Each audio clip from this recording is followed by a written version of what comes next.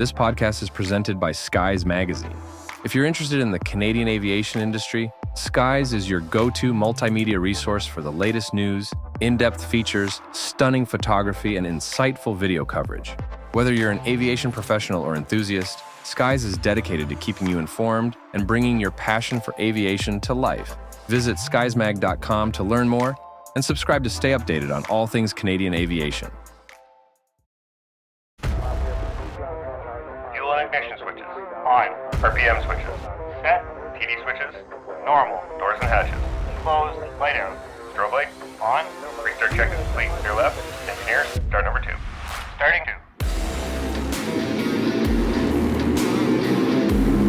Wind 310 Pilot Project Podcast. Clear takeoff. Runway 31 left.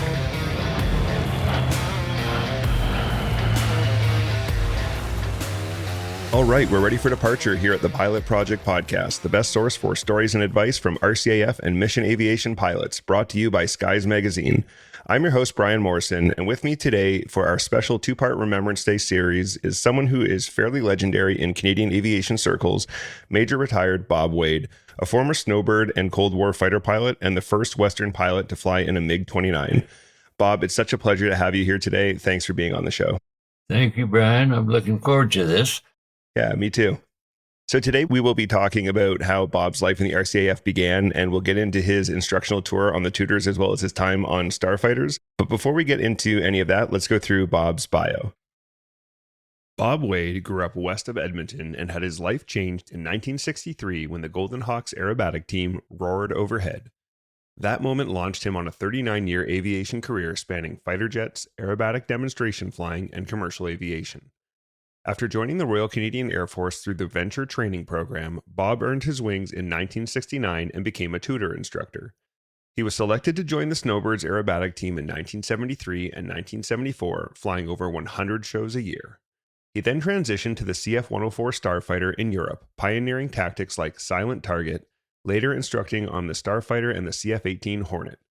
In 1986, Bob became the CF-18 air demonstration pilot, introducing high-energy maneuvers never before flown in Canadian fighter demos.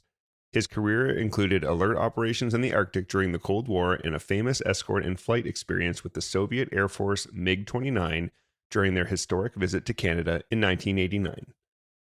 After leaving the military in 1990, Bob flew for Canada 3000 Airlines and Korean Air on aircraft such as the Airbus A330 and the Boeing 757. Now retired in Calgary, he remains active as Deputy Chair of the Air Force Museum Society of Alberta and Honorary Chair of the Royal Canadian Air Force Association for Alberta. So let's talk about your early life and inspiration. Bob, set the stage for us. We know from your bio that your inspiration to pursue aviation began with the Golden Hawks. Can you tell us that story? Yes, it was interesting, because when I was a young fellow, I was a good student, but I had always wanted to be a doctor, and so by the time I was about 8 or 9 years old, I could name all 206 bones in the human body, knew all the functions of the organs, that type of thing. But one day, when I was about 15, I was out in this field trying to catch a horse. I'd grown up with horses, and I rode a lot, and all of a sudden, this huge noise came over top of my head. And who it was the Golden Hawk aerobatic team. They were waiting to go on stage in Edmonton. And the town that I grew up in was about 60 miles, 100 kilometers west of Edmonton on the Jasper Highway. And that had such an inspirational effect on me that I just kind of decided right then, God, I want to do that. I forgot all about being a doctor from there on in. I just wanted to be a fighter pilot. I wanted to do what those boys were doing. And in those days, when you're 16, you can join the Air Force under the regular officer training program. And so my dad drove me into the city. I was just about to turn 16, and I went to the recruiting center and talked to those fellas, and I wrote the exams and got through that. And they said I'd have to wait to start pilot training, and so I did. And it was the next spring that they sent me to Toronto for aircrew selection. And I had been operating heavy equipment up in the far north at that time. And so I was pretty good with my feet and hands. And so that on the second day at pilot selection, they called me out of the room and said, Wade, you're going to have to be a pilot. He says, you're too dumb to be a navigator. So I was pretty happy about that. Yeah, no doubt. Wow. In this early quest to become a fighter pilot, did you ever think about what serving your country meant? It was more in those days, when you're 16 years of age, it's more about the fun of flying the airplane. You didn't really think that much about what it meant to serve your country and the role that you're playing. So that my dad was a bomber pilot in World War II. I kind of knew about the sacrifices that he went through, but it was mostly my motivation was just to have fun, fly that airplane. Yeah, that makes sense. How did that change over the years? Once I got operational and I could see how important it was, it meant a lot to me. When I flew on fighters, I knew how important that job was, and I wanted to do it. I wanted to do that so that I could contribute the best way I could to making Canada, a safe environment for everyone to live. Mm-hmm. Yeah, once you get into the operational world, it all becomes a lot more real than when you're going through training and when you first join and everything's exciting and you're super pumped to get into that flight training world and you're just thinking about making it through that next hurdle.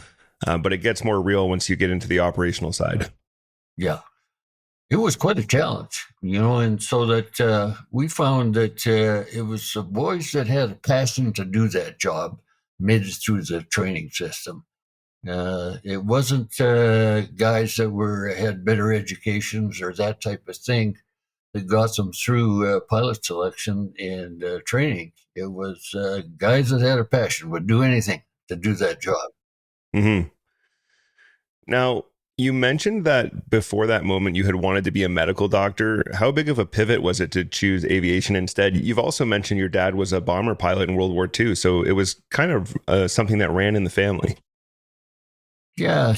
When I went to school, now this is back in the 50s, I think every kid in my class, their dad was in World War II. So we were aware of what that contribution was and the problems those fellas were dealing with. And my dad got shot down and they made it back to the UK. He had a pretty good story, but he didn't talk about it very much. He ran the cadet corps when I was a young fella as an army.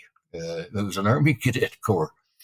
But he did that because the kids could have the most fun in a cadet corps that allowed you to shoot guns and go on schemes and build bridges and this type of thing. So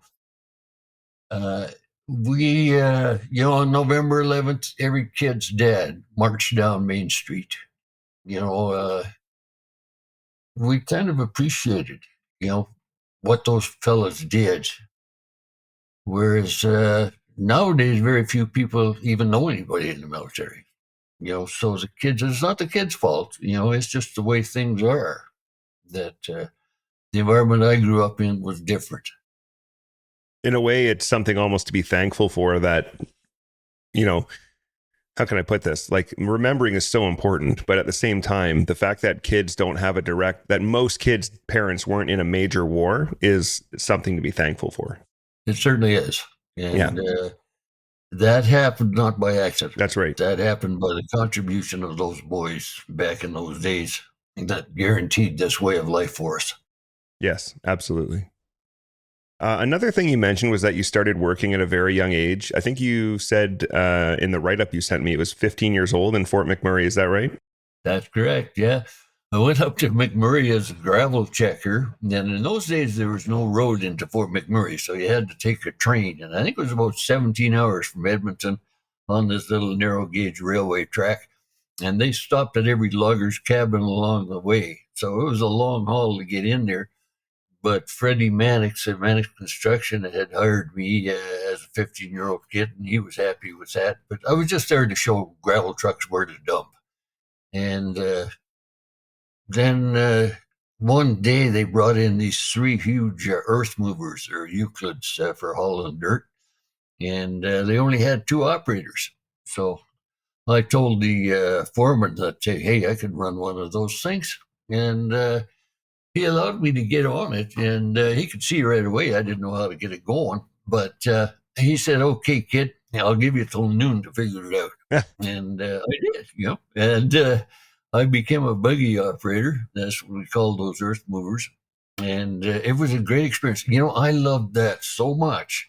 I'd rather work than take days off, because you work 30 days in and they give you 3 days off. But when you can't get out except by that train, of course, you're stuck there on the job site. But working with those boys and on those huge machines was quite a thrill. How do you think that early responsibility shaped your character? It was a different experience, and the one that very few people get to have. And that was because I was just a kid, and all the other guys in there were in their 30s, 40s, 50s, they were older men. And most of them had done time in jail, and they'd lived pretty rough lives. But they kind of looked after me. I don't know why. They just kind of adopted me and helped me out where they could. And so that they didn't treat me roughly. They could see that, what I was doing, I enjoyed. And they just wanted to make sure that nothing happened bad to me. They took me to the bar, like Fort McMurray in those days they had one hotel, they had a bar in it, and these boys would take me into the bars at 15, 16, or I guess I'd be 16 at the time. They're about to turn 16, and the bartender, he didn't care about that. He said, as long as you're not drinking, you can sit here with the boys, and so I did. And you grow up a lot faster than what normal kids would, because you're in that environment. Yeah, no doubt. I could only imagine. 15 years old. I think by that point I was working at Tim Hortons. Yeah. You can't really compare. That's like, to be that far away from your family in such an isolated place and doing that kind of heavy labor. That must have been very intense. Yeah, but I was ready for that. I was a big kid, so that I wasn't totally innocent and naive in those days. And I didn't get along that well with my old man. I was happy to be away from home. And he was a school principal, so that I could stay up in McMurray until November and then go back to school, and he'd let me back into class and start again. So having a dad that was a principal was a bit of a help. But I had a lot of money. When I was 16, I made more money than my dad did. Because I was working 30 days a month. After 8 hours, we worked 12-hour shifts, and after 8 hours, they pay you time and a half. After 10, double time, and you had nowhere to spend your money. So that we were putting away a bunch of money back in those days as kids. Wow, that must have been another kind of odd thing to have that much money at 16. Yeah. So naturally, you run out and buy a car. Right away, you had all the things you wanted to have financially. Yeah, of course. Now, this is something I'm very curious to hear, especially with your dad's record of service in the Second World War. What was your family's reaction when you said you wanted to be a fighter pilot? Dad thought that was good, because he thought I was a bit rough as a kid. He thought the military might straighten me out a bit. And as a principal's kid going to school, you don't want to be seen or observed as being a teacher's pet, that type of thing. So my brothers and I were pretty aggressive. We didn't take that abuse from the other kids. We played hockey, played baseball, and the kids respected that. Nobody ever, accused me of being a teacher's pet, you know. Mm-hmm. I got the strap as many times as any other kid in school, you know. What did your mom think of you joining up? Mom was worried. And they had a different story. Mom was a war bride. She grew up in Warrington, England, and from a fairly affluent family.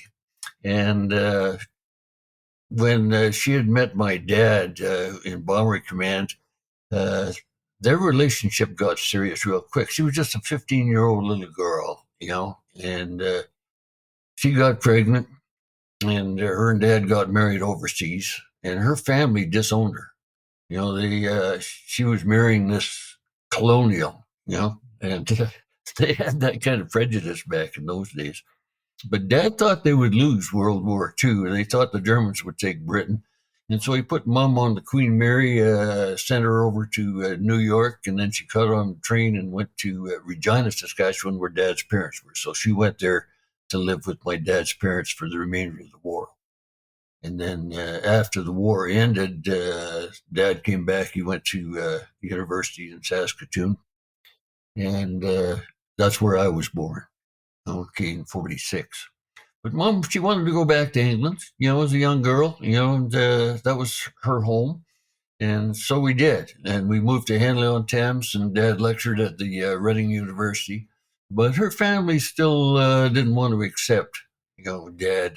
And it was a different time, I guess. But I was just a young fellow. I was only a few years old when we went back to England. So I couldn't really appreciate what was going on. But Mm-hmm. I know we came back to Canada in 52, and my little brother was born over there. And that's when we moved to Evansburg, west of Edmonton. And her parents never called her, never talked to her again, really. So it's a sad story, you know, for a little girl to go through that, you know, when she did nothing wrong. Yeah. And I wonder if that sort of influenced her to hold on tight when you wanted to go and join the Air Force. Yeah. Although, you know, I went to Yellowknife as a 14-year-old. I hitchhiked up there. And so she was kind of used to me taking off for the summers, you know. And I think Mom was a bit, she felt good about me being in the Air Force where I'd probably live a proper life. They'd keep you out of trouble a little bit. Yeah, exactly. Yeah. So let's talk. We started talking about this a little bit, but let's talk about joining the RCAF and pilot training. How was flight training structured in the 60s? Okay, back then, I joined, well, I shouldn't say I joined. I went through pilot selection when I was 16, but they never called me up for 4 years. And so I was 20 when I started pilot training. I was in McMurray. I've been operating heavy equipment all those years, and mostly dozers. And Mom sent me a telegram saying the Air Force wants to get a hold of you. So I left the job site, came down south, got a hold of the military, and they said, yeah, February 1st, 1968, you're going to start pilot training. That was the first day of the Canadian Armed Forces, you know. And so I was, these boys that were down east, they joined before I did, but I was sworn in as the fifth pilot to ever enter the Canadian Armed Forces. And I had a brand new Mustang convertible, all paid for. And so I drove down to Victoria, where the initial pilot training was to take, not pilot training, it was officer selection, I think, boot camp back in those days. So we had 76 boys start that course. None of us had a degree. We were all kids out of high school. But the rest of the kids, maybe were a year or two younger than me, had never left home. You know, their background experience was totally different than mine. But we lost on that pilot, or on that basic training. We lost about half the boys on that course, and so I would guess there would be 35 or so that at the end of that were sent to Camp Borden in Ontario for initial crew selection. And so that we went down there, and well, you're flying Chipmunk airplanes back in those days. My instructor was the coolest guy. He was a Spitfire pilot during World War II. Oh, And wow. he was now instructing in Borden on this Chipmunk. And he was such a great influence on me. And I was pretty good with my feet and hands because I've been operating heavy equipment for the last 4 or 5 years. And he turned me loose to go solo. And so that was the first time I was ever in an airplane. I've never flown commercial or any other way. The first airplane I got into, I was sitting in the front seat. And that was quite a thrill. And I was so lucky to have Bill Fell, this old fighter pilot, as my instructor. And so I went through that. They gave me 27 hours on a Chipmunk, and we lost another half the boys there. Okay, so that half the course that left Borden went to Gimli, Manitoba. And in Gimli, in those days, in 1968, they did all the basic and advanced training. And then Moose Jaw did the same thing. And so that was on the Tutor aircraft, which was brand new back in those days. And T-Bird was used for advanced training. So that we were joined in Moose Jaw at that time with, I think there was 7 or 8 cross trainees on my course. And these were navigators and radio officers in the system that they no longer required because of technology changes. You don't need a navigator on a lot of airplanes. And so that they were cross trained as pilots. And so these boys were all captains, senior in rank to us. We were all officer cadets back in then, but they just treated us like their own. It was a very easy relationship. Whereas with the instructors, of course, it's all yes sir, 3 bag full. And the boys that went to Gimli, they had about the same experience as we had Moose Jaw. I think we only lost 2 guys on our course from there. And we were also joined by 8 Danish pilots from Denmark in Moose Jaw, and another 8 went to Gimli, Manitoba. So that our course there, I guess we had 8 Canadians, 8 Danes, and 8 cross trainees on our course. So 24 guys at Gimli and 24 in Moose Jaw. I went to Moose Jaw. I'm happy with that, and it was a thrilling experience to get to fly these jets. Now, you said the tutors were new at the time. So was it pretty exciting to be on the state-of-the-art jet trainer? Yeah, I knew nothing about airplanes, really. And so that the tutors came into service, I think, in 1965. So this is 68. They're 3 years old. And back in those days, I think we had about 160, 180 aircraft on the line in both Gimli and in Moose Jaw. There was a lot of jets and a lot of instructors, and plus they had the T-Bird flights as well for doing advanced training. And we were training, I think, 9 courses a year in Moose Jaw. So it was a huge effort. I mean, those schools were big, and there was a lot of flying. Yeah, that's crazy to think about the numbers that they have now versus the numbers at that time. But it's a whole different scale of operation during, just post World War II, and then getting into the Cold War, different times and different needs for sure. Yeah. And we were, I think, the last course that went through. There might have been more went through without the university degree. And so that was different too. The military wanted to have all their officers to be educated with a military degree. And if you wanted to get promoted, you wanted to speak French as well. So us kids, we had no chance of getting promoted because the promotion system worked out of 10 points.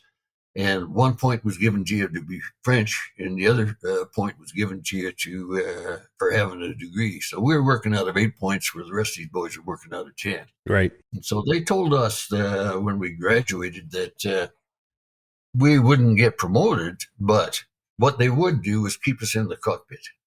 And so you couldn't make me happier. God, that's why I joined the Air Force. I didn't want to be a general. I wanted to be a fighter pilot.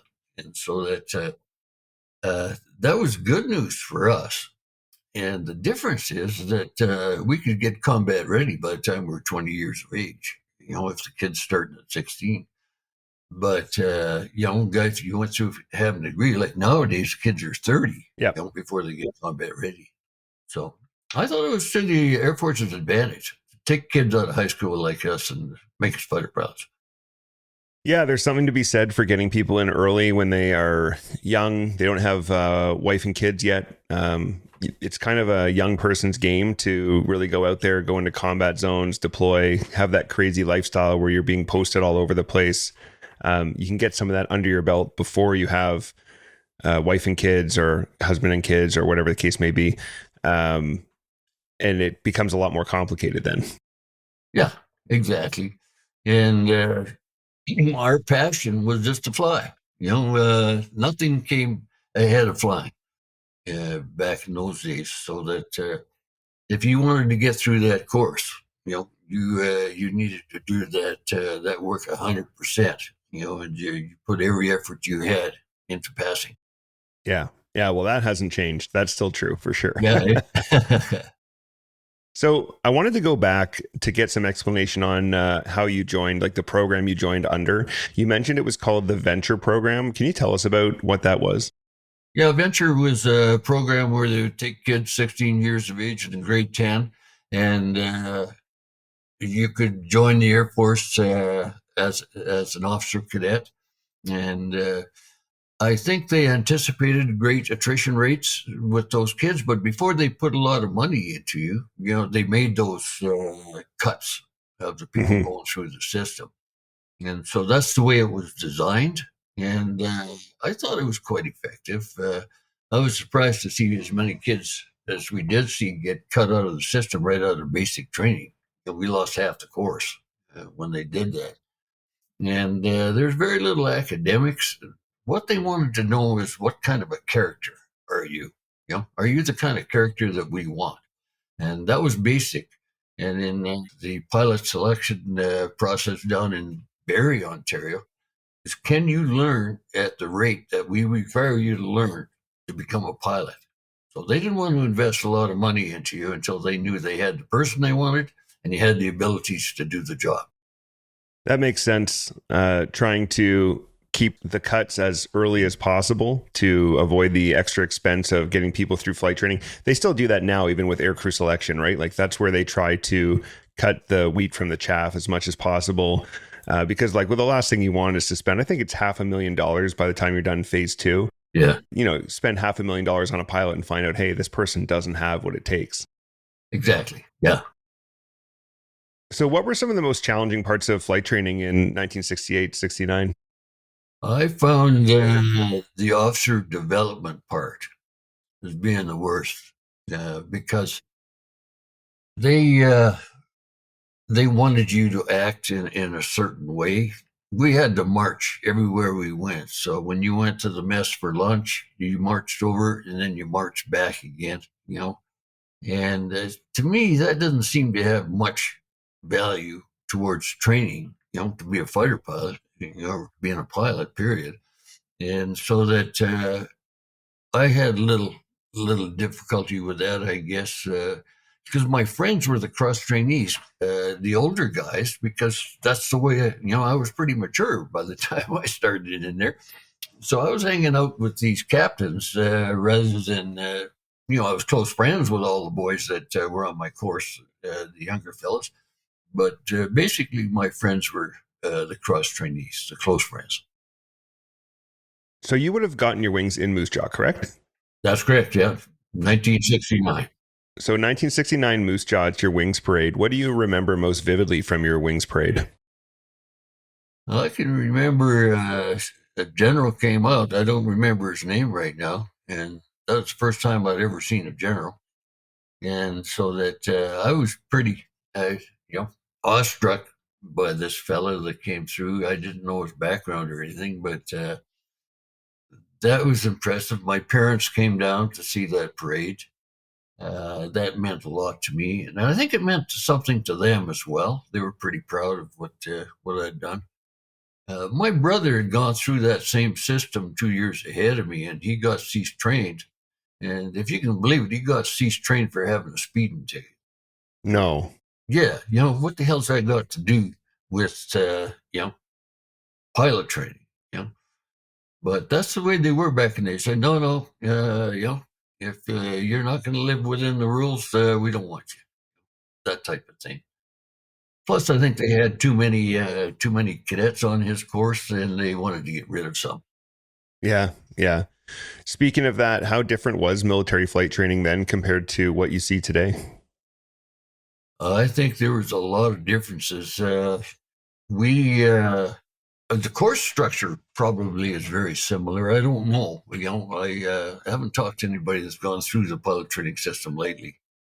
But ours, we flew twice a day as a student. I don't think they're doing that anymore. And when you go through a certain phase, whether it be navigation, instrument flying, or whatever, they were pretty intensive. It was heavy duty training. How that goes through nowadays, I have no idea. How hard the guys have to work to get through the system. But when we did it,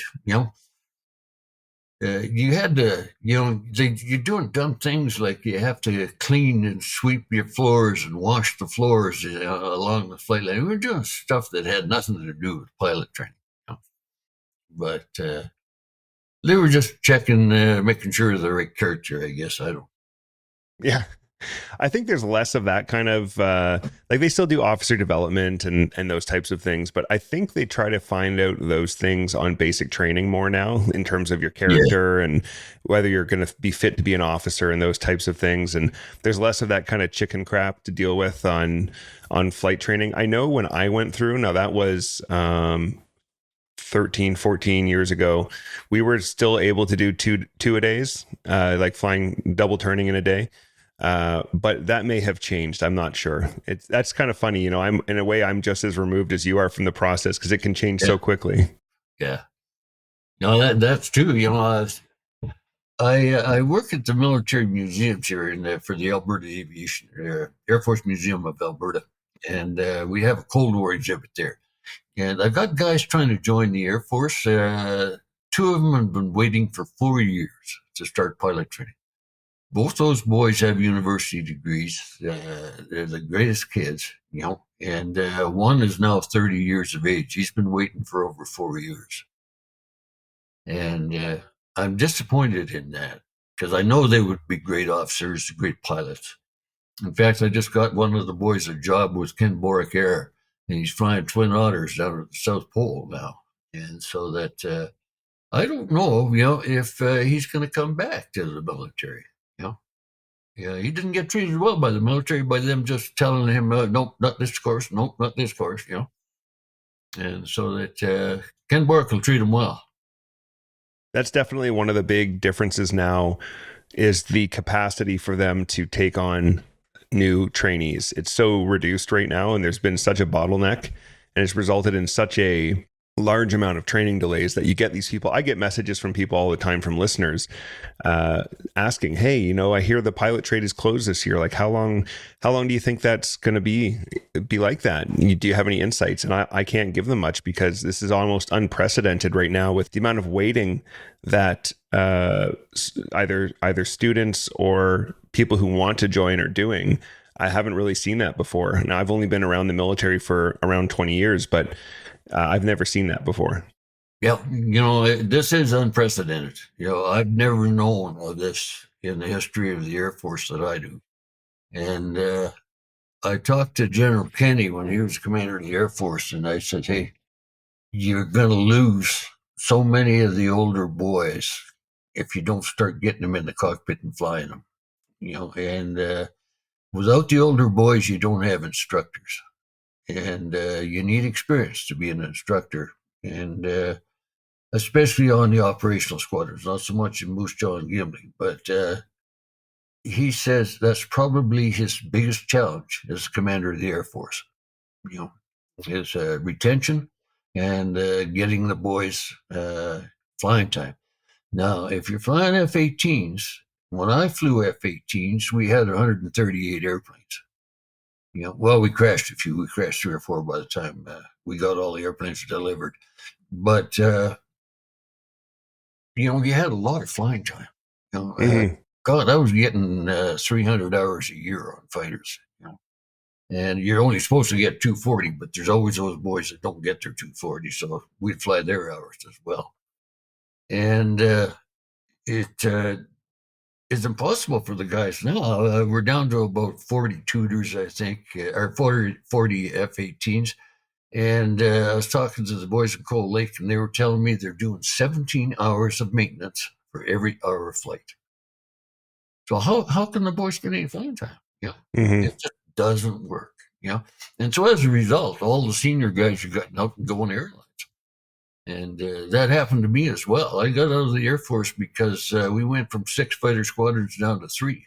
And I could see the writing on the wall. Hey, that's going to be the end of our flying time. So we all went airlines. Yeah. And we'll get to that for sure. Sure. Yeah.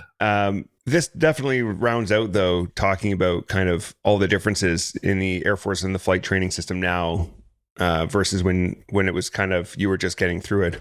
But what I'd love to talk about now is your first posting, which is you wanted a posting as a fighter pilot, but you were posted to Moose Jaw to instruct on tutors. So how did you adapt to that? I was disappointed. There were no fighter postings available when I graduated pilot training in June of '69. And one of the boys from Gimmick got voodoos, but none of us did. And so they posted us back to Moose Jaw or Gimli as instructor pilots. And we're just pipeliners. We just graduated. And so they send you to Portage la Prairie, and they teach you how to be an instructor. And that was the most valuable training that I think I've ever had on any one single course. I learned how to instruct. And that was probably a good thing, or a great, one of the biggest benefits to my career is because I spent so much time instructing. I was good at it because I've been taught how to instruct. And so when I went to Moose Jaw, I was still in love with flying, and I just wanted to fly airplanes. But I think I was a pretty good instructor. I upgraded to an A2 within a year and a half as instructing in Moose Jaw, which was not easy to do. But in 1971, I flew 568 hours on a Tutor aircraft. Yeah, that is a lot of time in a little jet aircraft. That's a lot.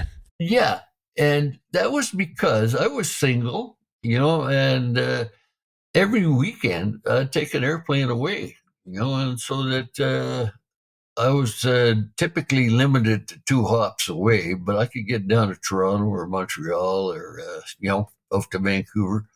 And I just flew my pants off, because that's what I love doing.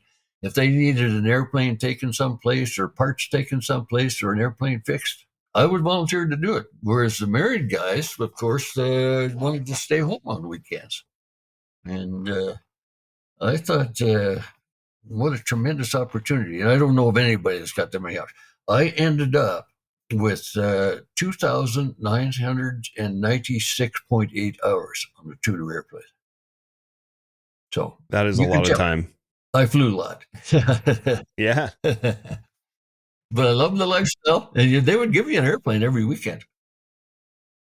What was your flying tempo like during this period? Like, how often were you flying in a day, let's say? We would fly 2 trips a day, 2 student trips a day. And in those days, it was mostly all dual instruction in basic training. You got very little lead time, except in the formation phase, maybe where you didn't have a student in the cockpit with you. And that's, a 45-minute briefing before the flight. You can get out and do that hour 15 flight and then come back and do an hour debriefing with that student. And then turn around and do the same thing again in the afternoon. Long days. They were long, hard days. Yeah. But I loved it. I shouldn't say they were hard days. I loved every minute of it. Yeah, I've said this before on the show, but I had an instructor who, when we were walking back in from our flights on the Harvard, would often say, it beats working for a living. Yeah. And exactly. I thought that was great. That really stuck with me. Yeah.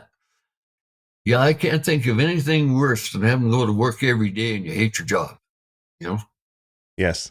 Yeah, that was always a big fear of mine. We were lucky in our careers. We loved every minute. I'd rather go to work than stay at home. Yes.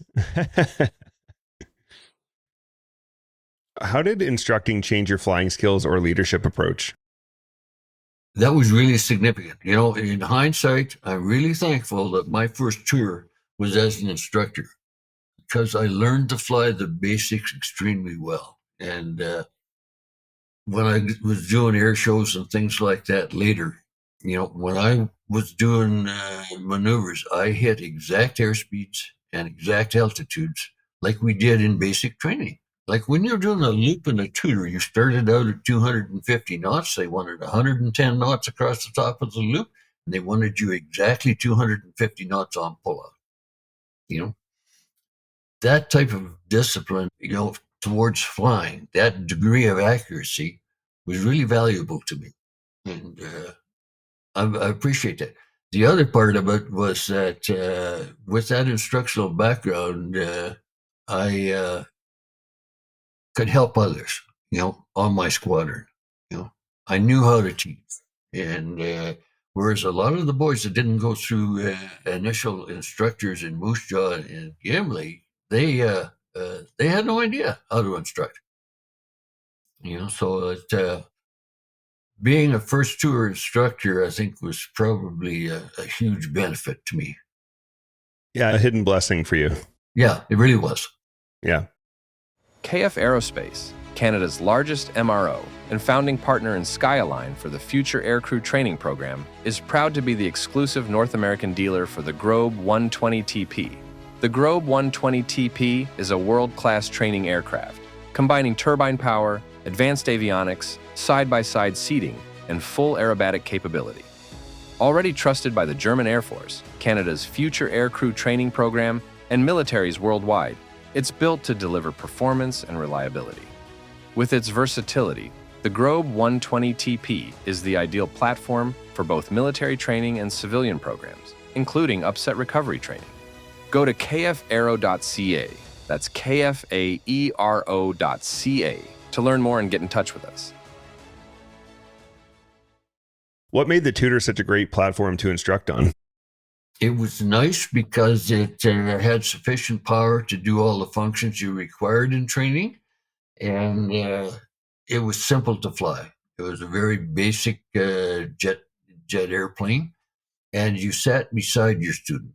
So you could see what your student was doing, and so you could help him much more effectively by asking him to follow you through on the flight controls, and he can see how you're accomplishing that task. And I think it was probably the best trainer in the system, better than the American T-37. At least Tutor's pressurized and got better legs. It goes farther. So at the time, it was quite a state-of-the-art trainer. It really was, and it was very effective for the job that it was tasked to do. Mm-hmm. I'd like to talk next about your time on the Snowbirds, but before we kind of get into that, how did the Snowbirds come to be? Back in those days, Colonel O.B. Philp, he was the base commander. And O.B. was the lead of the Centenaire, not the lead, but he was the CO of the Golden Centenaire team in 1967, which was the 100th anniversary of Confederation in Canada. And so that had quite an impression on O.B. So when he became base commander in Moose Jaw, he got all these jets there, and he says, "Hey, I want to continue with the aerobatic teams." And Air Command back in those days said, "No, we're too busy training students, and we don't have the jets for that." And OB, being the kind of character he was, he says, "Well, I'll make the jets available for that." And so in 1971, he started up the team. It was not authorized to do aerobatics. Air Command wasn't sanctioning this. And the boys selected were full-time instructors, so that they developed a pretty good routine for being non-aerobatic. Glenn Younghusband was the lead of the team. He was the basic squadron commander in Moose Jaw back in those days.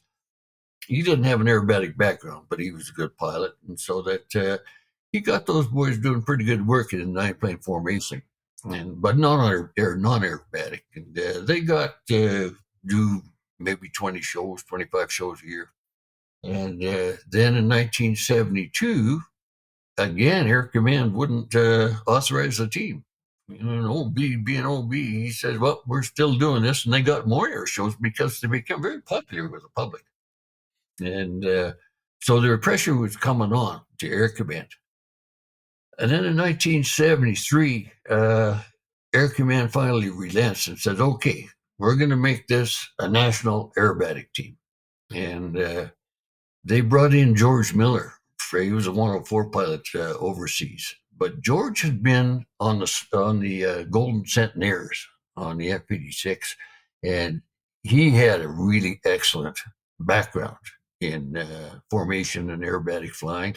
And so George was brought in to run this team, and they had tryouts, as to who the pilots would be. And so they took half the pilots from the 1972 team and just transferred them over, and it became a full-time job for those boys. And then they had a competition, and they got about 150 applicants to join the team, and they took 50 of them to fly.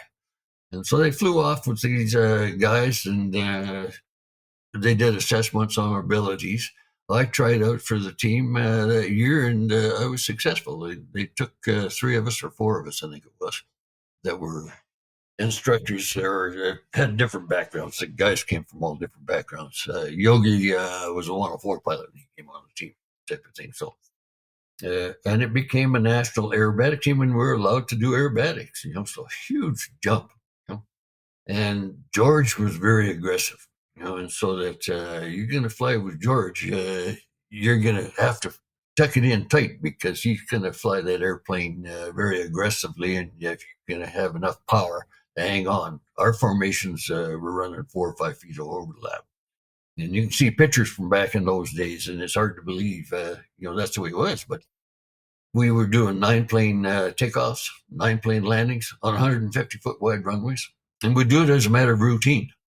We did that all the time. And to learn how to do that stuff, I was the only lieutenant on the team, and George would use me because I had so much tutor time to figure out how to do a 4-plane takeoff. He flamed me out twice when we tried to figure out where to put that airplane in behind his. And we did. We got a position there, and every maneuver, he wanted to do a 5-plane line abreast roll. That'd never been done by any team before. George figured out how to do that. He was adjusting his power as lead just to give me enough power in the left wing, and speed brakes and idle with the guy on the right side. So it was quite a challenge. And that team got so popular in '73. It was just amazing. And George was the kind of guy, if Air Command didn't authorize an air show, George would call it a practice in front of a crowd and go do the show anyhow. So we were doing over 100 shows a year. And, like this year, I think the Snowbirds did 24, 25 shows, I forget, So back in those days when we had the jets, and we only had 9 pilots and 2, I guess they're administrative, announcers, PA guys, PR guys, on team. So 11 pilots and 11 ground crew. That was all that was assigned to the team. There was nothing else. We did all our own maintenance. The ground crew flew with us from site to site. And it was a great group of boys, and we had fun. And it was like being in a rock band, because you're on the road continuously, and you're everywhere you go, there's a party. And so that we had a lot of fun back in those days. How did you handle the schedule of flying 100 shows a year? That sounds really intense. Yeah, it was, but we were doing what we wanted to do. That was great, and I don't think we were married. I got married, just before I joined the Air Force, or joined the Snowbirds. And my wife, she had no trouble with that at all. She wasn't working. She looked after the kids. She was a widow. Her first husband was my student in pilot training who was killed. Oh, wow. And so we ended up getting married. I adopted her kids, and, it was a good thing, she settled me down a whole bunch. Yeah, they tend to do that. It's Yeah. it's a good thing all around for sure.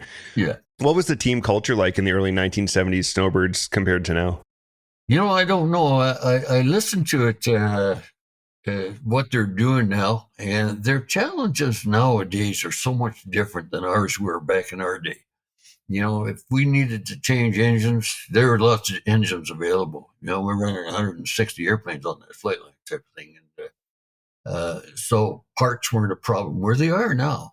And the age of the airplane is a factor because they break more often than what, airplanes were fairly new. And so we had very few system failures. Whereas nowadays, I think they experience that a lot more. You see a lot more of 8-plane air shows. They're doing a lot more fly pass type shows rather than full aerobatic displays. It's easier on the airplanes, so that their challenges are huge. Plus, they can't find pilots. Guys don't want to do that, for some reason. And I think one of the boys is on leave from WestJet to go back onto the team. Where when I was there, we had 150 guys every year trying to get on that team. So today's challenges are huge for them. They need a different airplane, but they're doing a remarkable job. I really got to commend them. I was out in Abbotsford at the air show this year, and I was very impressed with their show. Now, it's different than the shows we were flying. We had 2 solos and a 7-plane formation. They're doing a lot of 9-plane work now. And when we were doing it, boy, if those solos were more than 10 seconds between our smoke off with the formation and their smoke on with the solos, they heard about it. That was unacceptable. Nowadays, it's not unusual to go, 30 seconds, 45 seconds between smoke on, smoke off. So different environment. But I was impressed with them. I think they're doing a remarkable job with the problems they have. Well, there you go. For any Snowbird listeners we may have, you've got one of the original Snowbirds saying he's impressed with what you guys are doing. So I think that's high praise. Yeah. So at the end of the first season, you found out that they were removing you from the team. Can you tell us this story? Yeah, the Ralph, OB Philp had been posted out, and Ralph Annis, he's an old Sabre 104 pilot. Rotten Ralph was his nickname. And he got posted in as a base commander. And he loved, Ralph was one of the old school boys. He just loved to fly. He was a great guy. Really supportive of the team. But in 74, just before the air show season started, Ralph comes in to us and he says, "Hey, I got bad news for you guys. We're going to have to remove Bob Weed from the film there, from the team. And the problem is that Air Command, I support it, that we can't have a lieutenant on the National Aerobatic Team." And boys got pretty upset at that, of course. We're a pretty close group of guys. And why are they kicking me off the team? Because I'm still a lieutenant. I knew I wasn't getting promoted, so that that didn't seem to be right. But that was on a Monday morning. And so we complained all week. George was supportive of us and that type of thing. And then we went to beer call that Friday. And Ralph, he gets up there and we had a song we used to sing where you have to drink a drink, and now it's, I guess, politically unacceptable. And Ralph says, we got a problem. They want to throw Bob Wade off the Snowbird aerobatic team. And he says, but I got a solution. Bob, you're now a captain. He promoted me. So I got to stay on the team. But I think it was all a joke. That was just Ralph's idea. That's the way he's going to tell me I got promoted. Oh, you think that the whole thing was him pulling your leg? Oh, I think so. Yeah, that was Ralph. He was that kind of a guy. That's pretty funny. Everybody loved Ralph. He was a good boy with lots of fun. That's awesome. So next, we're going to talk about your time on the Starfighter. Your next posting was to the CF-104 Starfighter in Europe. I'd like to give the listeners some context about the Cold War and then ask you a question. The Cold War was a tense, decades-long standoff between the Western Allies, led by North Atlantic Treaty Organization or NATO, and the Eastern Bloc, led by the Soviet Union or USSR, that followed the end of the Second World War. Rather than a direct shooting war, it was a global competition of military power, ideology, and influence. In Europe, NATO pilots trained daily to respond to a potential Soviet attack that could come at any time, often flying low-level, high-speed missions close to the Iron Curtain. For Canadian fighter pilots like Bob Wade, this meant living and flying on the front lines of a geopolitical standoff that shaped global security for nearly half a century. So what was it like flying in this tense environment? Well, when I got off the Snowbirds, they didn't post me on Starfighters right away. So I went back instructing. I became an A1 instructor. I was the only A1 on base back in those days. I was very proud of that because I spent more time instructing instructors than I did students, but what I wanted to ensure was that students that are getting failed are being failed for the right reasons. It's not by lack of effort of instructors. And I changed a couple of those CTs back, got those kids flying. In fact, the young fellow that's, he's not a young fellow anymore, but the guy that's chair of the Hamilton Museum called me a couple of weeks ago and he says, Bobby Wade, he says, I want to thank you. You're the reason I got to fly in the Air Force because I saved his butt when they CT'd him and we were going to get him released. And I knew it was his instructor that was the problem. So I was very proud of those days. And then they finally did get me posted in 75 onto the Starfighter. I was so excited about that. Married, 3 kids. And the family could all come overseas with me. But you had to go to Cold Lake first to learn how to fly that Starfighter. And before you got onto the Starfighter, you had to put in 75 hours on the F5.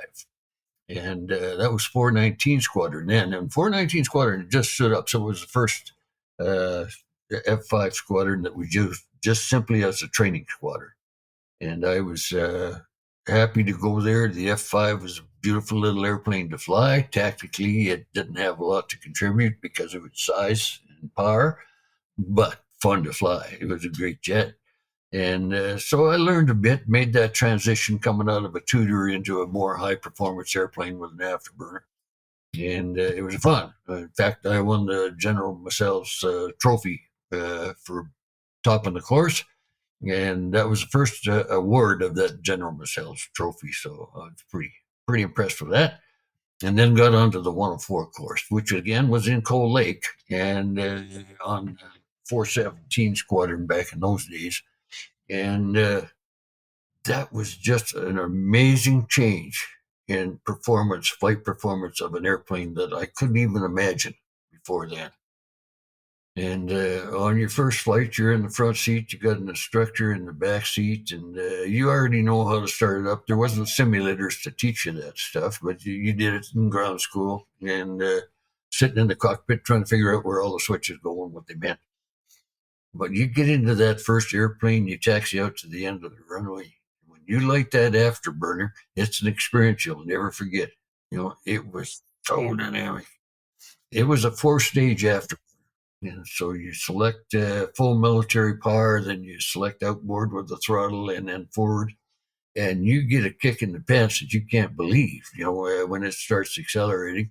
And then about 3 or 4 seconds later, you get another kick in the pants, not quite as strong as that first one.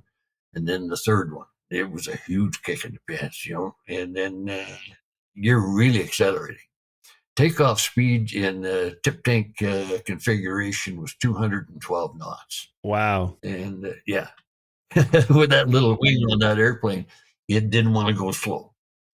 And the faster you went, the faster it accelerated.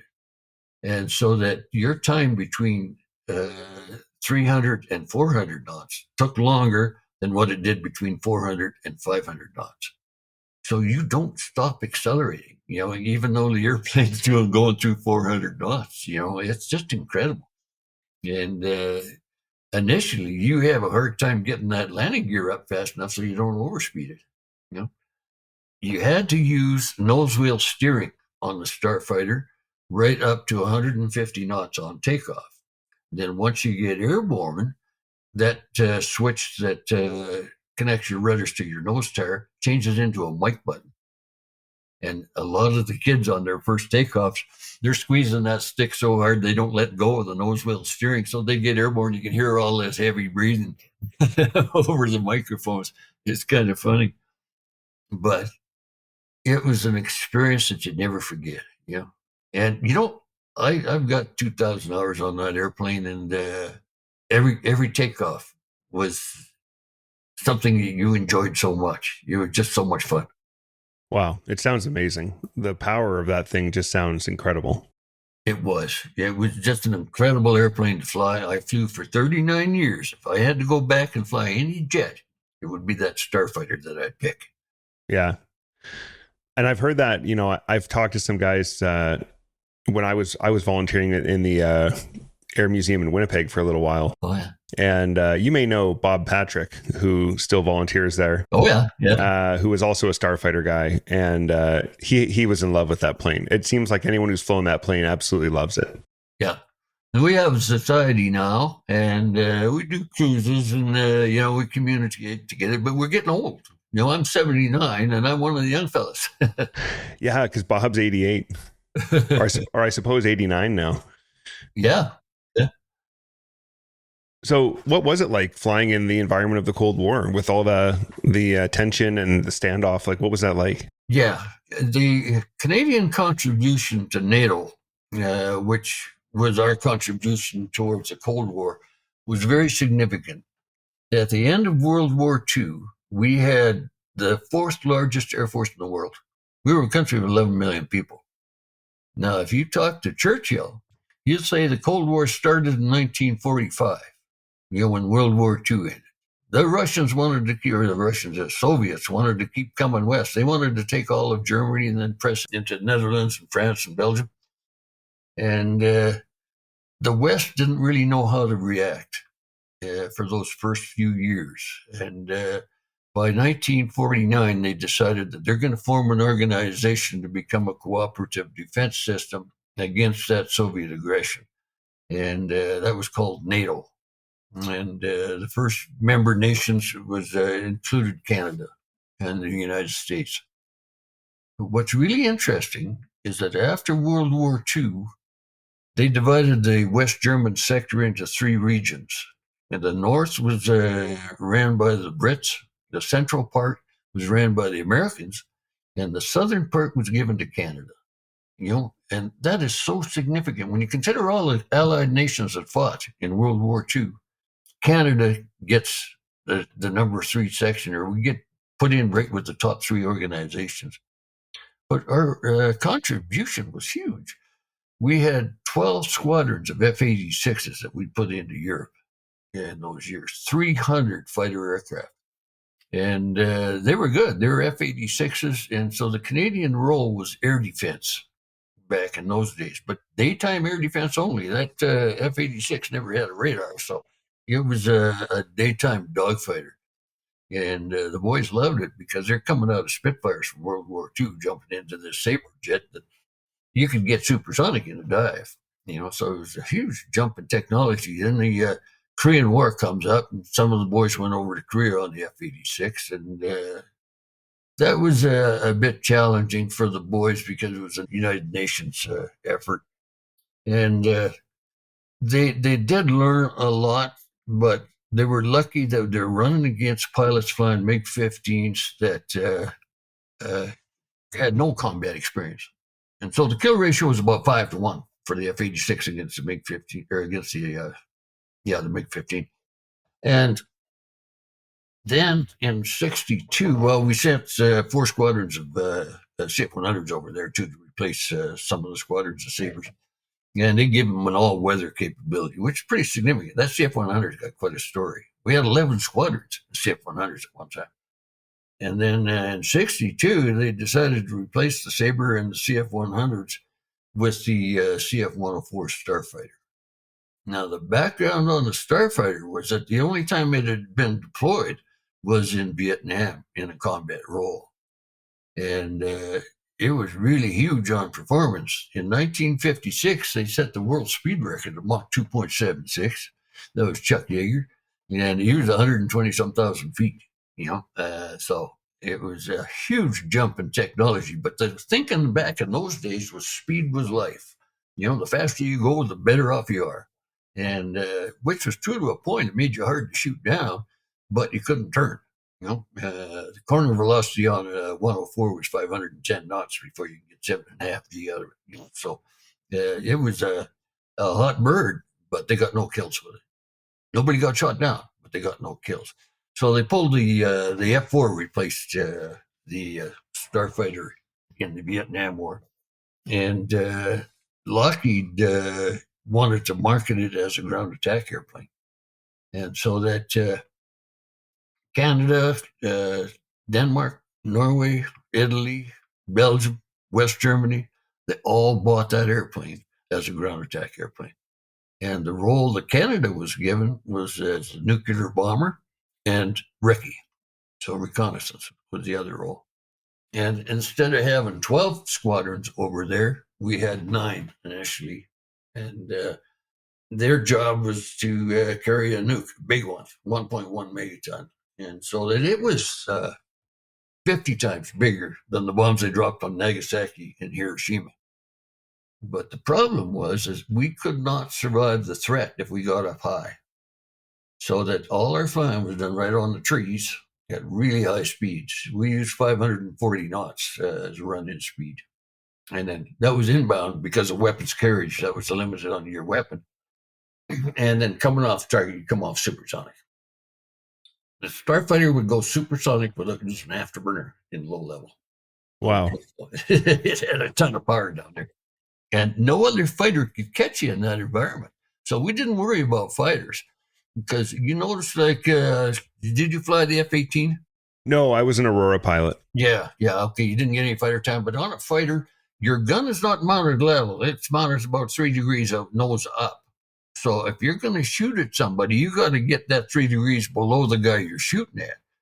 Well, if that guy's down at a couple hundred feet, you're not getting 3 degrees below. So we didn't worry about fighters. What we worried about was surface-to-air missiles. And the old SAM-6 and those type of weapon systems that were out in those days back in the 60s were very effective. So we knew that if we stayed down a couple hundred feet above the trees, they couldn't pick us up in time to get a missile launch on us. And the Americans owned all the nukes, but they wanted us to carry them because we had the best shot of getting through to a target. So...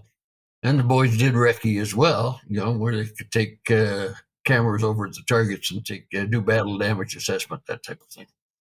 So it was a very viable role for the Starfighter to be in that nuclear role.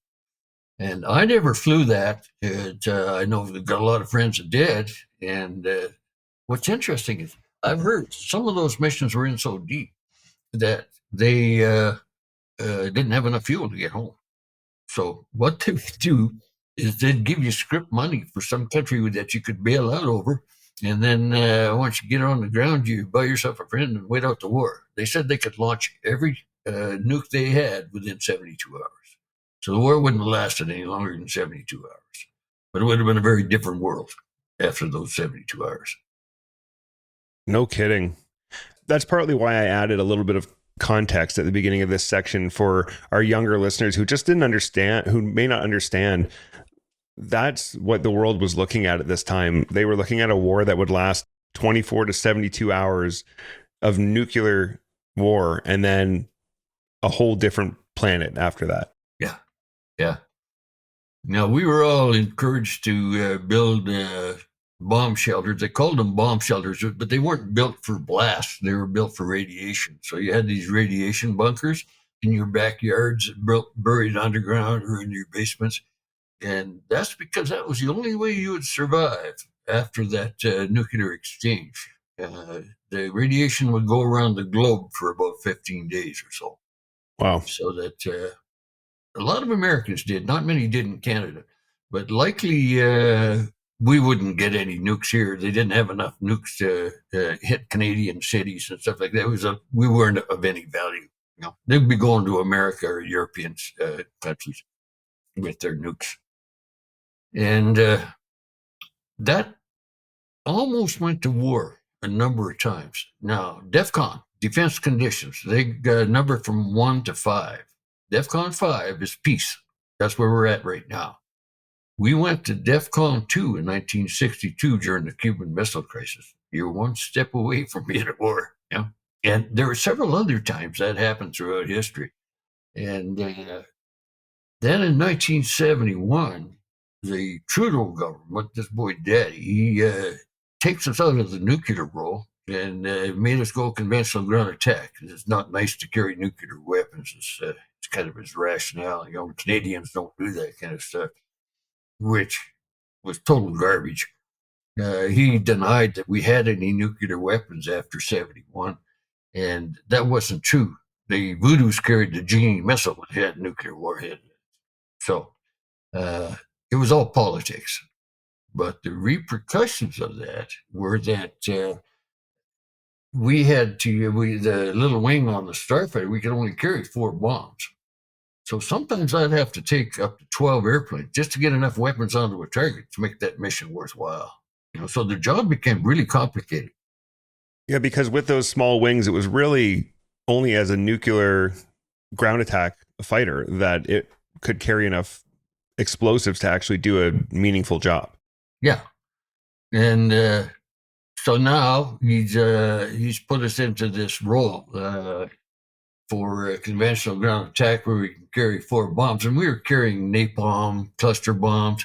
Napalm was not allowed to be used anymore by the Geneva Convention in 82.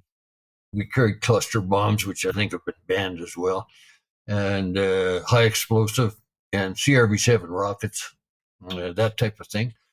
And we thought we'd be effective. NATO liked to employ us about taking out missile sites, because we were so hard to shoot down. We could get weapons on them before they could get a missile in the air against us. We'd run against Hawk sites, which is the American missile defense system. And those boys would tell us that they couldn't get a shot on us before we were over top of them. So we felt pretty good about being able to do that. But doing jobs like close air support, we weren't very effective. No, too fast. Yeah. I would imagine. We couldn't turn. Yeah. We could go fast, but they kind of laugh at you and say it'd take you 2 countries to turn that thing around. It wasn't much of an exaggeration. Now, would this be about the time that you developed the silent target tactic? Yeah. Can you tell us a little about that? Yeah. When I was posted to Baden, and I was on 441 Squadron, and I get over there, and they're testing us on these close air support missions. And that's where a controller on the ground is trying to tell you to turn left, turn right to hit a target that you can't see yet. And when you do pick it up, it's too late for you to turn and hit it. And so our success rates on close air support missions were less than 5%. And it was just a total waste of time employing us that way, as we weren't effective and probably get shot down doing it. And so I thought of a system, as we called it silent target, where what I had was the controller would tell me the distance from a known navigation point to the target. And it had to be over a minute long. And so I designed attack profiles from 1 minute back from the target, deploying all kinds of different weapons. I could do pop attacks where you pull up and go into a 5-degree or 10-degree dive. I could do curvilinear attacks where you pull 3G to a certain approved heading. Those were the tactics we were using in the interdiction rules, so we were good at that stuff. So all we needed to do was identify a whole bunch of sites across Western Germany that we could use as these initial points, these IPs. And I presented that to one Canadian air group. One Canadian air group got excited about it and sent it to the 4th Allied Tactical Air Force, and then went to AFC, Allied Air Force of Central Europe, and they all adopted these procedures, these silent target procedures. And our success rates went from below 5% to over 50% on first round attack capability. So it was a very effective system. But tactically, A-10 did a better job. Yeah. Well, you can't compare for ground attack almost anything against an A-10. That's true. Yeah. That thing is the ultimate ground attack aircraft. You can't beat it. Yeah. Yeah, I think so. So, as this episode is releasing the week before Remembrance Day, and our part 2 will release on Remembrance Day, I'd like to bring this around to a couple questions about Remembrance Day as we come to a close for this one. Are there any particular moments from your career that remind you of the cost or responsibility of wearing the uniform? Yeah, and we all suffered from that a wee bit. We lost 937 people in the RCAF due to operational accidents from 1949 until 1991. Wow. 937 boys. And I say boys because we didn't have women in combat roles back in those days. And those accident rates or accidents were not due to combat. Those were just day-to-day operations. You flew every day like you're going to go to war the next day. So because of changes in technology, the jump from a Spitfire to a Sabre, guys were hitting each other. In 10 years on the F-86, they lost 107 pilots. That's incredible. Yeah. We lost 37 on the Starfighter. We had 238 airplanes, but we sold 23 to Denmark and 23 to Norway in 73. So out of about 190 airplanes, we crashed 110 on the Starfighter.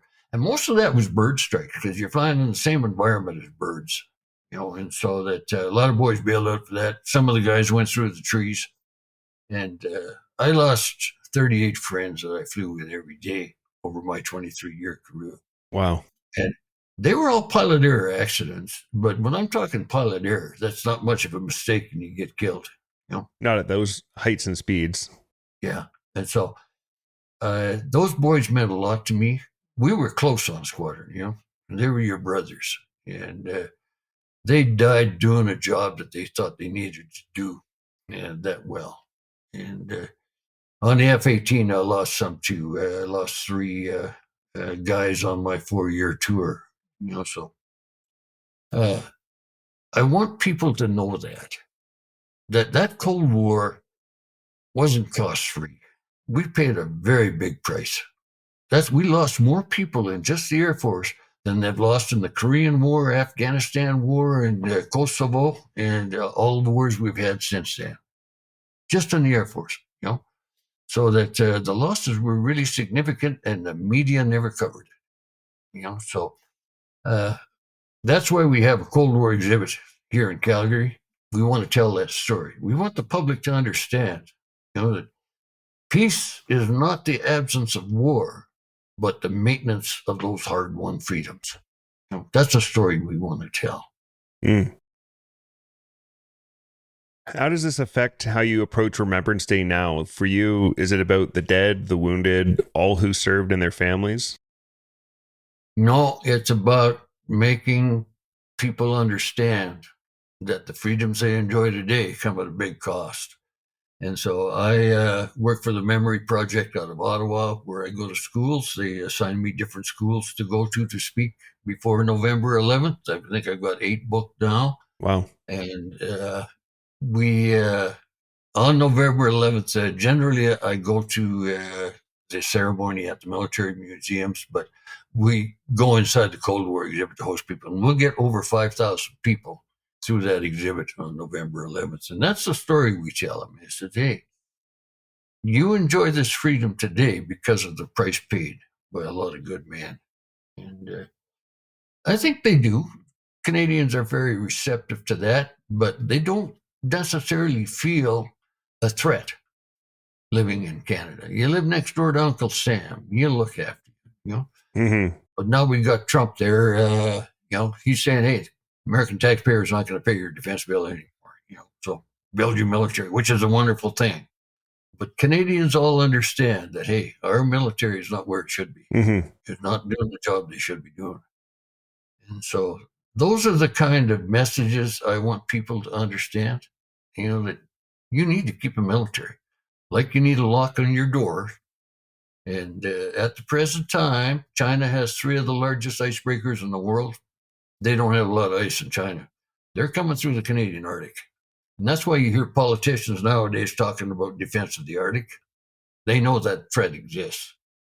And so that we got to pay attention to that, and we got to provide the equipment so those boys can do that job. And I ran air defense for the alert forces for Western Canada my last 4 years. And we'd get Russian bombers, bear bombers, coming across the North Pole 4 or 5 times a year, normally in the wintertime.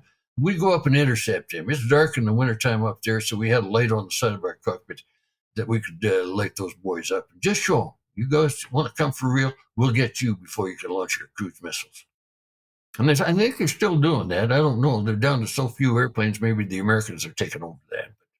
But I hope not. No, we still intercept. Yeah, we're still doing those duties, the QRF duties. So I wanted to ask, you said that you've lost dozens of peers. How do you cope with that? Well, the boys were doing what they wanted to do. So I'm not saying they died happy, but they were doing a job that they loved to do. So their death wasn't in vain. They paid that ultimate sacrifice, but they didn't need to die. But that was just a consequence of all those boys flying those missions. So that you kind of rationalize it that way. I've got PTSD. I talk to a psychiatrist once a month, and I take sertraline and stuff like that. I found my biggest benefit is working at that Cold War exhibit. I've got 70 volunteers there, 95% are veterans, and working with those boys, caring for those boys, it's kind of like being on squadron, kind of that same relationship. And that helps me deal with those issues. But yeah, 38 boys, a lot of boys. Every year you're burying somebody, Yeah. First of all, thank you for being open about that. I think it's really important that we discuss those things, and I think it helps people to come forward and get help. And I also see a therapist regularly for a similar diagnosis. I'm also on medication for a similar diagnosis. And I think it's a good thing to acknowledge that and sort of put that out in the open. Okay, so we're going to talk quickly about CIFMAP, or the Canadian Forces Member Assistance Program. This program is for regular force members, reserves who are on duty during an incident, and parents and siblings of CAF regular and reserve force members who are injured or who die while in service. The program provides direct access to telephone counseling services 24 hours a day, 7 days a week. From my own personal experience, you can call or use their online chat feature to make an appointment. They then set you up with a professional, and I believe you get 10 free mental health sessions. For more details, I highly encourage you to Google CIFMAP, that's CFMAP, and click on the canada.ca link. The beauty of this program is it's free and confidential, so no one in the CAF will know you used it, not your supervisor or chain of command, and not your doctor. I don't say that to encourage people hiding their conditions from their doctor. I personally think it's important to be open with your doctor about what you're going through, but if you're afraid to ask for help, it's a great way to dip your toes in the water confidentially. So how do you contact them? Listen closely, everyone. Take out your phone and save this number, because you or someone you love may need it one day. The number is 1-800-268-7708. Again, that's 1-800-268-7708. And now, on with the show. It's not something to be ashamed of, Brian. No, not at all. It's just a consequence of doing what you did. Exactly. That's exactly right. Yeah. Okay, Bob, that's going to be it for part 1 of our Remembrance Day episodes. I want to thank you so much for your time and for sharing your experiences with us. And I want to also thank you for your service. So thank you so much for being here today. It's my pleasure, Brian. All right, that wraps up part 1 of our special 2-part episode for Remembrance Day with Major Retired Bob Wade, a Cold War fighter pilot. Tune in next week as we check back in with Bob to hear about his time on the CF-18 Hornet, his transition to civilian life, but most excitingly, the fascinating story of how Bob became the first Westerner to fly in a MiG-29. Do you have any questions or comments about anything you've heard in this show? Would you or someone you know make a great guest, or do you have a great idea for a show? You can reach out to us at thepilotprojectpodcast@gmail.com or on all social media at @podpilotproject. And be sure to check out that social media for lots of great videos of our RCAF and mission aviation aircraft. As always, we'd like to thank you for tuning in and ask for your help with the big three. That's like and follow us on social media, share with your friends, and follow and rate us 5 stars wherever you get your podcasts. That's all for now. Thanks for listening. Keep the blue side up. See ya! Engineer, shut down all 4. Shutting down all 4 engines.